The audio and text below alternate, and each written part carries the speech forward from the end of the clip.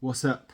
Um, yeah, so I was just recording a video and it got a bit rambly and wasn't really making the point I wanted to. But I was halfway through speaking about this section, do not worry, which is Matthew 6, verse 25 to 34, which is in the Sermon on the Mount. Um, and I think I must be speaking to friends and family, some atheists who perhaps are listening, and maybe you are interested or not. But I'll just explain. So Jesus is talking to his disciples and a great multitude who followed him. So he's standing on a mountain delivering some very divinely wisdom. And when you read it, even if you don't read it through like a Christian godly lens, it's like, yeah, that makes sense. That would make me like peaceful and happy. So I get it. It's then when you start to look at it through this godly lens, it's like, oh, okay. so so the first word is therefore, and someone said this to me recently, a pastor who said the problem with, well, not the problem, the thing with therefore is you have to ask what's it there for, because it's following on from a previous statement. So the sentence before is, you cannot serve God and mammon. Mammon is like the love of riches and money, in ye olde times. So you cannot serve God and mammon. Therefore I say to you, do not worry about your life, what you will eat or what you will drink, nor about your body, what you will put on. Is not life more than food, and body more than clothing? So I think it's like the antithesis of faith is having a plan for yourself, or like holding on to resources in order that, like, in the future I'm going to need these, and I don't think that God's going to be able to deliver me or put me in a situation where money could just appear, or opportunities or people or places.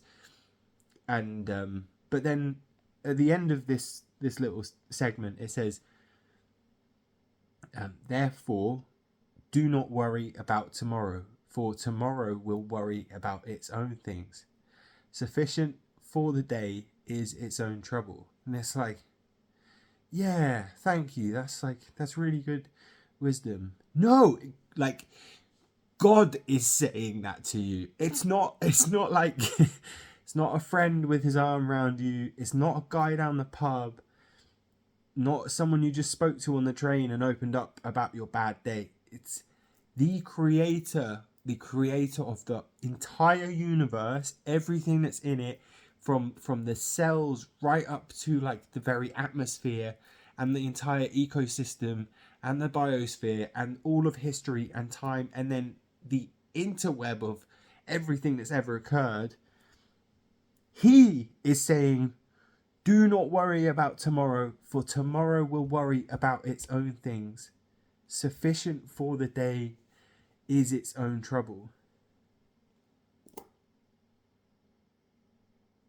So it's like, if I fundamentally believe that God is real and there, which I do, it's not a belief, it's a knowledge. Well, why do I hold on to my own earthly understanding and desire for being right, or having a plan, or having like acumen or resource or knowledge? It's just day by day.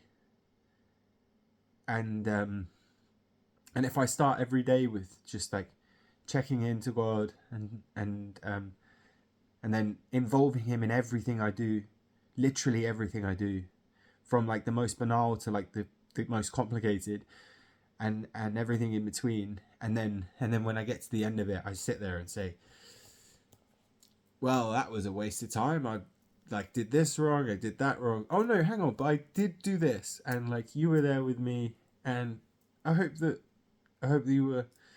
you saw what I was trying to do.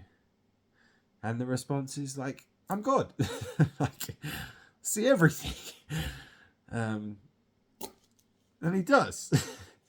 He really does. And as I was just speaking there, I think this is why Genesis, like the very first thing he tells us is to just not think too much. Like, don't eat from the tree of knowledge of good and evil. And then Adam does, and then he becomes aware, and then he hides. so that's why we're sheep. We're sheep to God. And I worked with sheep last year, and they're really, really stupid. They like run headfirst into fences, and if you get too near, they like jump on top of each other and like fall over, and you just want to say, guys, chill out, just like go that way and walk, and like try not to headbutt one another. And they don't. And that's us. That's how God sees us. We're sheep, and Jesus is the shepherd. He's the door. And if we could just like see that. Don't know if this made any sense. I'm going to post it though and see what happens.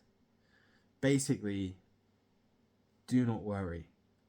God really does have a plan.